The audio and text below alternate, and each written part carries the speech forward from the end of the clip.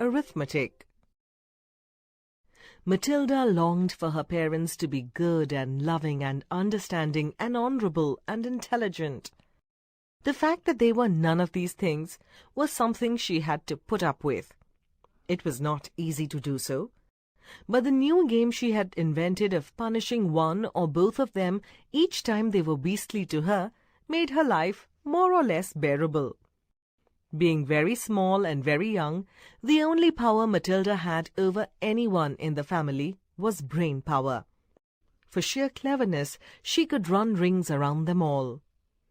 But the fact remained that any 5-year-old girl in any family was always obliged to do as she was told, however asinine the orders might be. Thus, she was always forced to eat her evening meals out of TV dinner trays in front of the dreaded box. She always had to stay alone on weekday afternoons, and whenever she was told to shut up, she had to shut up. Her safety valve, the thing that prevented her from going round the bend, was the fun of devising and dishing out these splendid punishments, and the lovely thing was that they seemed to work, at any rate for short periods. The father in particular became less cocky and unbearable for several days after receiving a dose of Matilda's magic medicine.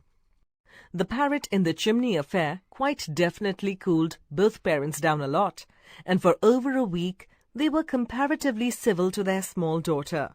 But alas, this could not last. The next flare-up came one evening in the sitting room. Mr. Wormwood had just returned from work. Matilda and her brother were sitting quietly on the sofa, waiting for their mother to bring in the TV dinners on a tray. The television had not yet been switched on. In came Mr. Wormwood in a loud check suit and a yellow tie. The appalling orange and green check of the jacket and trousers almost blinded the onlooker. He looked like a low-grade bookmaker dressed up for his daughter's wedding and was clearly very pleased with himself this evening. He sat down in an armchair, rubbed his hands together, and addressed his son in a loud voice. "Well, my boy," he said, "your father had a most successful day. He's a lot richer tonight than he was this morning. He has sold no less than 5 cars, each one at a tidy profit. Sawdust in the gear boxes, the electric drill on the speedometer cables, a splash of paint here and there, and a few other clever tricks, and the idiots were falling over themselves to buy." He fished a bit of paper from his pocket and studied it. "Listen, boy," he said, addressing the son and ignoring Matilda. "Seeing as you'll be going into this business with me one day, you've got to know how to add up the profits you make at the end of each day. Go and get yourself a pad and a pencil, and let's see how clever you are." The son obediently left the room and returned with the writing materials. "Write down these figures," the father said, reading from his bit of paper. "Car number 1 was bought by me for £278 and sold for 1,425. Got that?" The 10-year-old boy wrote the 2 separate amounts down slowly and carefully. "Car number 2," the father went on, "cost me £118 and sold for 760. Got it?" The son said, "Yes, Dad, I've got that." "Car number 3 cost £111 and sold for £999.50. "Say that again," the son said. "How much did it sell for?" £999.50, said the father. And that, by the way, is one of my nifty little tricks to diddle the customer. Never ask for a big round figure. Always just go below it. Never say £1,000. Always say £999.50. It sounds much less, but it isn't. Clever, isn't it? "Very," the son said. "You're brilliant, Dad." Car number 4 cost £86, and it was sold for £699.50. "Not too fast," the son said, writing the numbers down. "Right, I've got it. Car number 5 cost £637 and sold for 1,649.50. You got all those figures written down, son? Yes, Daddy, the boy said, crouching over his pad and carefully writing. Very well, the father said. Now work out the profit I've made on each of the 5 cars and add up the total. Then you'll be able to tell me how much money your rather brilliant father made altogether today. That's a lot of sums, the boy said. Of course, it's a lot of sums, the father answered. But when you are in big business like I am, you've got to be a hot stuff at arithmetic. I've practically got a computer in my head. It took me less than 10 minutes to work the whole thing out. You mean you did it in your head, Dad? The son asked, goggling.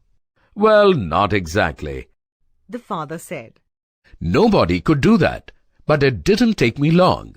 When you are finished, tell me what you think my profit was for the day. I've got the final total written down here, and I'll tell you if you are right. Matilda sat quietly. Dad, you made exactly 4,303 pounds and 50 pence altogether. Don't butt in, the father said. Your brother and I are busy with high finance. But, Dad... Shut up, the father said. Stop guessing and trying to be clever. Look at your answer, Dad, Matilda said gently.